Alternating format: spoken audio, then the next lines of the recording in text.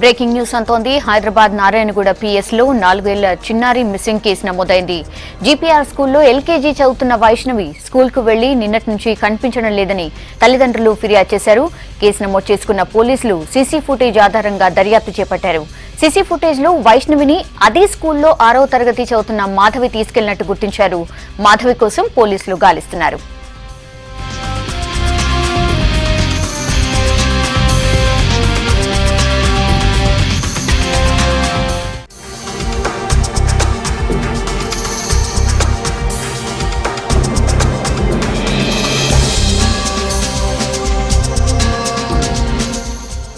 Details Ravikiran అందిస్తారు. రవికిరణ్, ఏం జరిగింది అసలు? సౌమ్య, నిన్న ఏదైతే వైష్ణవి 4 సంవత్సరం వైష్ణవి అయితే స్టూడెంట్స్ ఉందో నిన్న స్కూల్కి వెళ్ళిన తర్వాత కనిపించలేదని తల్లిదండ్రులు నారాయణగూడ పోలీస్ స్టేషన్ లో ఫిర్యాదు చేశారు. అయితే నిన్న ఉదయం 10 గంటల ప్రాంతంలో తల్లిదండ్రులు నారాయణగూడలోని జీపీఆర్ విద్యాలయంలోని స్కూల్ కి పంపించారు. ఆ స్కూల్లో వైష్ణవి ఎల్కేజీ చదువుతుంది. అదే స్కూల్లో ఉన్న 6వ తరగతి చదువుతున్న మాధవి కూడా అదే స్కూల్ 6వ తరగతి మాధవి చదువుతుంది. అయితే మాధవి నిన్న స్కూల్ అయిపోయిన తర్వాత మాధవి వైష్ణవిని తన వెంట తీసుకెళ్తున్నట్టు కూడా పోలీసులకు సీసీ ఫుటేజ్ లభ్యమైంది. అయితే ఈ మాధవి వైష్ణవిని ఎందుకు తీసుకెళ్లింది, ఎక్కడ తీసుకెళ్లింది అనే దాని మీద కూడా నారాయణగూడ పోలీసులు ఆరాధిస్తున్నారు. దీనికి సంబంధించిన సీసీ ఫుటేజ్ కూడా లభ్యమైంది.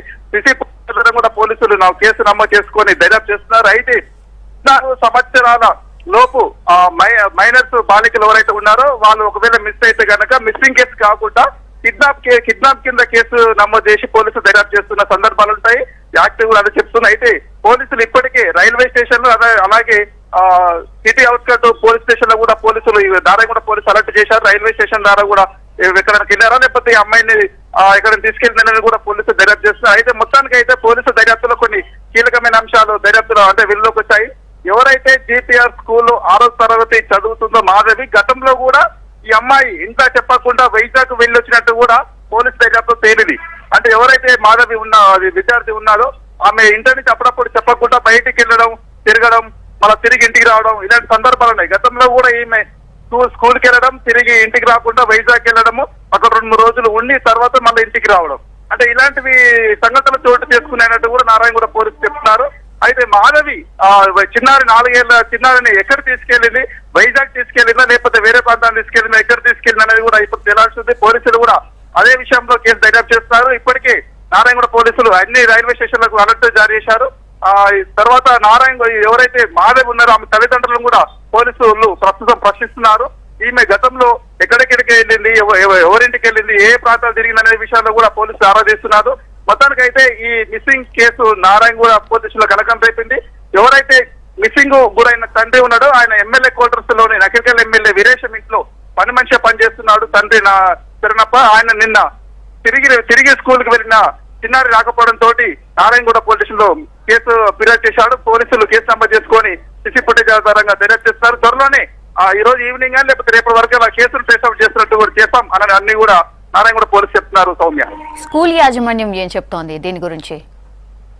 స్కూల్ యాజమాన్యం కూడా చెప్తుంది సౌమ్య, ఎందుకంటే గతంలో కూడా మాధవి ఎవరైతే 6th క్లాస్ చదువుతున్నదో ఆమె గతంలో కూడా స్కూల్కి వెళ్ళిన తర్వాత తిరిగి రాకపోవడం తోటి మాధవి తల్లిదండ్రులు కూడా స్కూల్ ని సంప్రదించడం జరిగింది. అప్పుడు స్కూల్ యాజమాన్యం కూడా స్కూల్కి వచ్చిన తర్వాత వెళ్ళిన తర్వాత ఎక్కడికి వెళ్ళిందని కూడా తమ్మ కూడా తెలియదు అని చెప్పడం జరిగింది. తర్వాత వీళ్ళు పోలీసులు కూడా గతంలో ఫిర్యాదు చేశారు. తర్వాత పోలీసులు కూడా అమ్మాయిని మాధవిని గతంలో ట్రేస్అవుట్ చేశారు. అప్పుడు అమ్మాయి పోలీసులకు ఆసక్తికరమైన విషయాలు చెప్పడం జరిగింది. నన్ను ఎవరు కిడ్నాప్ చేయలేదు, స్కూల్కి వెళ్ళాను, తిరిగి వైజాగ్ వెళ్ళాను, తర్వాత వివిధ ప్రాంతాలు ఆమె ఇంట్లో చెప్పి అంటే అమ్మాయికి కొద్దిగా తెలివితేటలు ఎక్కువ ఉంటాయి అన్నట్టు కూడా పోలీసు దర్యాప్తు తేలింది.